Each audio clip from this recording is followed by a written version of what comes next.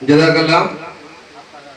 अब मैं जो है शफीउर रहमान से ख्वाहिश करता हूँ कि वो आए हमारे सामने उर्दू का तर्जुमा पेश करें। इधर आ जा, इधर आ जा। अस्सलामु अलैकुम व रहमतुल्लाहि व बरकातुहू। अल्हम्दुलिल्लाह वहदा, अस्सलातु वस्सलामु अला मन ला नबिय्य बअदा। अम्मा बाद, फ़क़द क़ाल अल्लाहु तआला फ़िल क़ुरआनिल मजीद वल फ़ुरक़ानिल हमीद। अऊज़ु बिल्लाहि मिनश शैतानिर रजीम। बिस्मिल्लाहिर रहमानिर रहीम।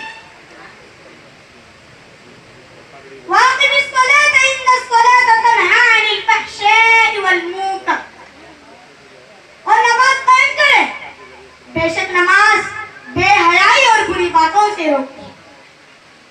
या अय्युहल्लज़ीना आमनु इस्तईनु बिस्सब्रि वस्सलाह इन्नल्लाहा मअस साबिरीन। ऐ ईमान वालों, सब्र और नमाज से कुव्वत हासिल करो, बेशक अल्लाह ताला सब्र करने वालों के साथ।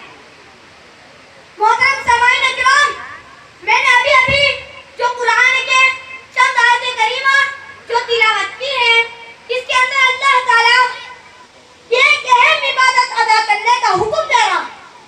इस्लाम के अंदर जितनी अहमियत नमाज को दी गई है, इतनी किसी और मज़हब में नहीं दी गई, क्योंकि ईमान लाने के बाद ये नमाज ही एक ऐसा अमल है कि उससे हमारे मोमिन होने की अलामत जाहिर होती है।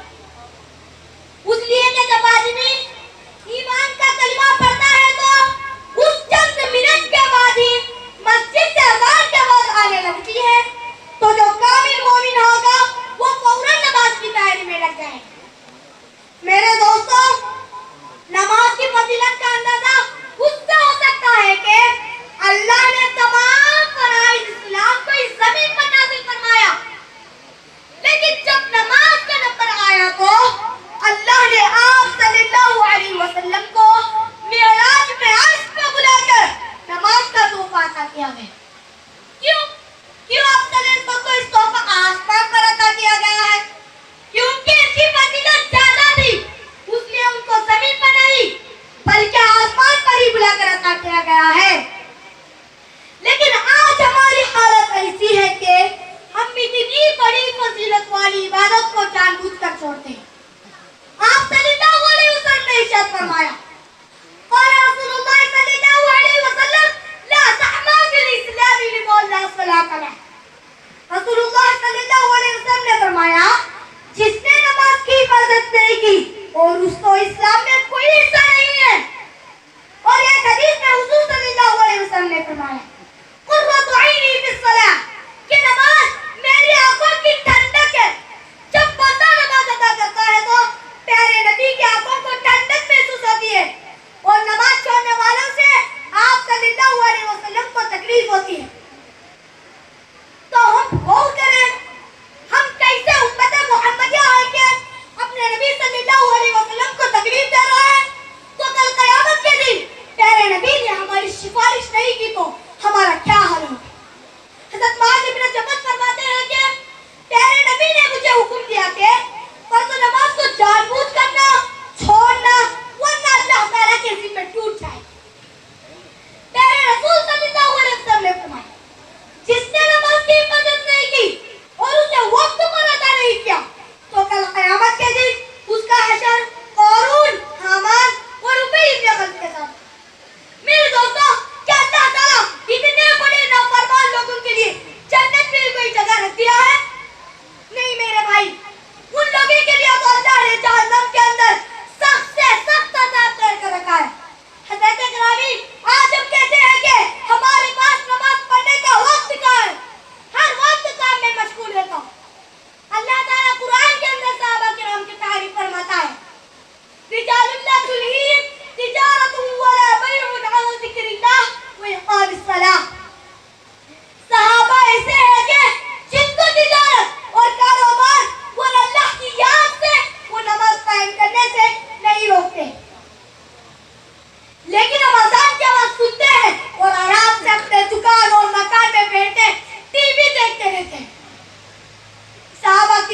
दिलों में अल्लाह का खौफ और डर था। आज हमारे दिलों में ना तो अल्लाह का खौफ और डर है, ना तो क़यामत की होमनाकी का डर है।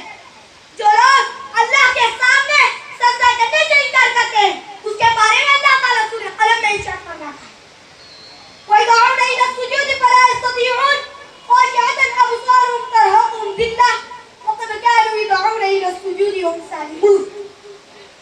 और उन्हें सजदा की तरफ बुलाया जाएगा तो सजदा ना कर सकेंगे, उनकी आंखें झुकी होंगी, उन पर जिल्लत छाई होगी। और यह सजदा की तरफ बुलाया जाता है उस हाल में के वो जब सही सारी थे। मोहतरम सामाईन, कल क़यामत के दिन अल्लाह ताला सबको सजदा करने का हुक्म देगा, सब लोग सजदा में चले जाएंगे, मगर वो लोग जो दुनिया में नमाज की पाबंदी नहीं करते थे वो झुकना चाहेंगे, मगर उनकी कमर बिल्कुल लकड़ी की तरह सख्त हो जाएगी और वो नहीं झुक सकेंगे, क्योंकि उन्होंने कभी दुनिया में नमाज की प्रैक्टिस किया ही नहीं था, जिसकी वजह से उन पर जिल्लत और रुसवाई चाहिए होगी और अल्लाह ताला उसकी तरफ नजर रहमत नहीं फरमाएगा। और फिर अल्लाह ताला एक जगह फरमाता है, वअमुर अहलका बिस्सलाति वस्ताबिर अलैहा, अपने अहल व अयाल को नमाज का हुक्म दीजिए और उस पर जमे रहिए।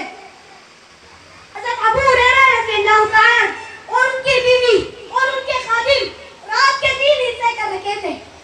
उनमें से एक अल्लाह ताला की इबादत करता था और दूसरे दोनों सोते थे। जब एक नमाज से फारिग हो जाता तो दूसरे को नमाज के लिए जगा देता, दूसरे के बाद तीसरा, इस तरह रात भर उनके घर में अल्लाह ताला की इबादत होती रहती थी। कि मेरे भाइयों, उस घर में अल्लाह ताला की कितनी रहमतें और बरकतें नाज़िल होती होंगी, जिन घर में रात के हर हिस्से में कोई ना कोई अल्लाह के हम्द व सना करता रहता हो। हज़रत गिरामी अपने हम सब अपने घर का जायजा लेंगे कि रात भर हमारे घर में क्या हो रहा है, क्या अल्लाह ताला की इबादत हो रही है या मासियत का इंतखाब होता है। जब कभी छुट्टी का दिन आता है तो मोहल्लों में आपको 90% घरानों में गाना और तरानों की आवाज सुनाई देती है। और इन खुराफात में बाप से लेकर औलाद तक पूरा घर शरीक होता है कि उस घर के सरपरस्त को उस चीज का भी खुदा की एहसास नहीं है कि मेरे घर में जो कुछ हो रहा है उसके जिम्मेदार मैं हूँ, और ये क्या औलाद की गुमराही वो माल मेरे सर पर होगा। और हैरत ये है कि हमें फिर भी शिकवा है कि हमारी दुआएं कबूल नहीं होती, हमारी नमाज हमको फायदा नहीं दे रही है।